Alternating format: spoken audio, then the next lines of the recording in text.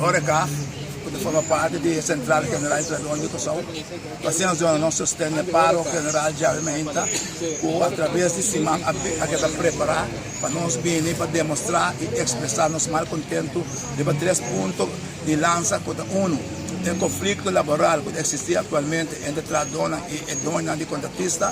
2.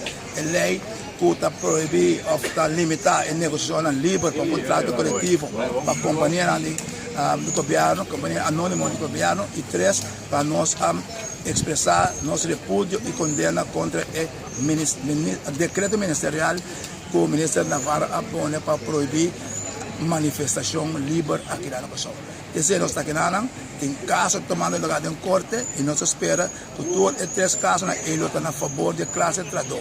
Talvez a hora que avisa que nós estamos bem punda para nós sostener a luta e também o caso que estão tomando lugar em corte, mas na que nós temos aqui que também vira resultado positivo.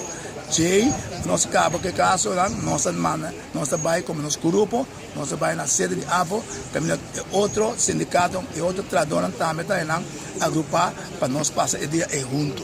Que é preparação de reparo, agora repartir em 7 centros, que todo outro sindicato dentro do grêmio, dentro do setor, vai junto para assim nós todos aglomerar caminho e concentrar em 7 lugares específicos para assim toque e um programa que inteiro dia na loja para papi que está dando o que nós passa dia junto. Que esse é o motivo de paro general ave nós saco tem diferentes empresas também que vai de acordo para ser negócio para ser toque põe mais tanto trador na casa assim não que vai na centro lá e tá bom e outra grupo de casa já assim sinal forte vai para o governo e o grêmio comercial que não que dá aporte para uma solução.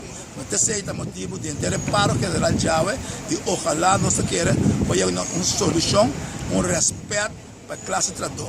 Mas é trato igual e justo para trador no que se nos falta de último tempo. Se nós vemos sector em cada riba na mesa, nós vemos sector de riba contratista, outra nós vemos de sector de hotel. Nós percebemos que o hotel também tem diferentes coisas da sociedade. Cada vez novo, nós temos que expressar nosso mal contento.